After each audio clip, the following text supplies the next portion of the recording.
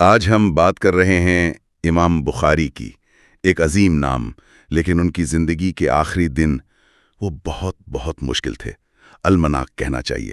جی بالکل، اور یہ جو تفصیلات ہیں یہ ہمیں مستند تاریخی کتابوں سے ملتی ہیں، جیسے علامہ ذہبی کی سیر اعلام النبلاء۔ اس میں ذکر ہے کہ آخری سالوں میں امام بخاری کو شدید مخالفت کا سامنا تھا، خاص طور پر حکمرانوں کی طرف سے۔ اچھا، لیکن یہ مخالفت کیوں تھی؟ مطلب اتنے بڑے عالم دین، وجہ کیا بنی؟ دیکھیں، ایک بڑی وجہ تو یہ بتائی جاتی ہے کہ انہوں نے حکمرانوں اور امیروں کے بچوں کو الگ سے ان کے محلوں میں جا کر پڑھانے سے انکار کر دیا تھا۔ اچھا، یعنی وہ علم کو دربار کی چیز نہیں بنانا چاہتے تھے؟ جی کہہ سکتے ہیں، یہ ان کی علمی خودداری تھی۔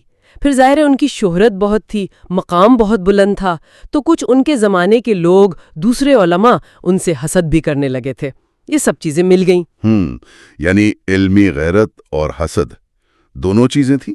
تو یہ سلسلہ کہاں سے شروع ہوا؟ نیشاپور سے؟ جی نیشاپور سے۔ امام بخاری کی عمر اس وقت کوئی 62 سال تھیں۔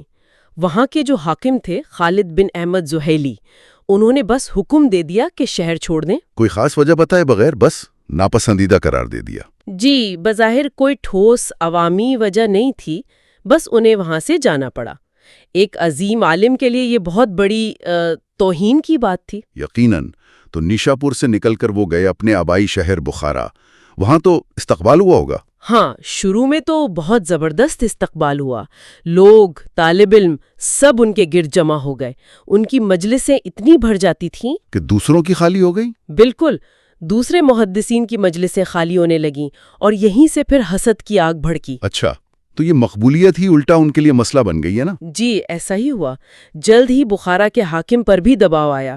شاید نیشاپور والے حاکم کا بھی اثر ہو، اس نے بھی امام بخاری کو حکم دے دیا کہ فوراً شہر چھوڑ دیں۔ فوراً؟ مطلب انہیں اپنا سامان، کتابیں وغیرہ سمیٹنے کا وقت بھی نہیں دیا؟ جی نہیں، بالکل وقت نہیں ملا۔ حکم تھا فوراً نکل جائیں۔ آپ سوچیں، زندگی بھر کی جمع پونجی، ان کی کتابیں، انہیں ترتیب دینے کا بھی موقع نہیں ملا۔ وہ شہر سے باہر نکلے، کوئی 3 دن ایک خیمے میں رہے۔ باہر خیمے میں؟ ہاں، وہیں اپنی کتابیں سمیٹتے رہے، منظم کرتے رہے، اور یہ بھی نہیں پتا تھا کہ اب جانا کہاں ہے۔ اللہ اکبر، یہ تصور کرنا بھی مشکل ہے، اتنے بڑے عالم اور یہ بے سر و سامانی۔ تو پھر کہاں کا ارادہ کیا انہوں نے سمرقند جانے کا سوچا، لیکن شہر کے اندر نہیں گئے۔ سمرقند کے قریب ایک گاؤں ہے خرتنگ، وہاں ان کے کچھ رشتہ دار تھے، ان کے ہاں ٹھہر گئے۔ ان کے ایک شاگرد ابراہیم بن معقل وہ بھی ساتھ تھے۔ لیکن لگتا ہے کہ مشکلات نے وہاں بھی پیچھا نہیں چھوڑا۔ بدقسمتی سے ایسا ہی ہوا۔ ابھی وہاں پہنچے ہی تھے، کچھ ہی دن ہوئے تھے کہ سمرقند کے حاکم کا حکم آ گیا، اور وہ بھی کب؟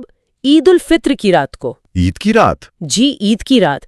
حکم یہ تھا کہ امام بخاری فوراً اسی وقت نہ صرف خرتنگ سے بلکہ سمرقند اور اس کے آس پاس کے پورے علاقے سے نکل جائیں۔ عید کی رات کو بے دخل کرنا، یہ تو بہت ہی ظلم کی بات ہے۔ امام صاحب پر کیا گزری ہوگی، اور اپنے میزبانوں کی فکر بھی ہوئی ہوگی نا؟ بالکل، وہ بہت پریشان تھے کہ ان کی وجہ سے ان کے رشتہ داروں کو کوئی تکلیف نہ پہنچے۔ ابراہیم بن معقل نے جلدی جلدی کتابیں ایک جانور پر لا دی، امام صاحب کے لیے دوسری سواری تیار کی، اور پھر وہ فوراً نکل پڑے وہاں سے۔ ابراہیم بن معقل انہیں سہارا دے کر سواری کی طرف لا رہے تھے۔ گھر سے نکلے ہی تھے، کوئی بمشکل 20 قدم چلے ہوں گے، امام بخاری نے کہا کہ وہ بہت تھک گئے ہیں، ذوف بہت ہے۔ انہوں نے کہا بس یہیں تھوڑی دیر بیٹھنے دو۔ وہ وہیں سڑک کے کنارے بیٹھ گئے۔ سڑک کے کنارے؟ جی راستے میں ہی۔ بیٹھتے ہی ان کی آنکھ لگ گئی۔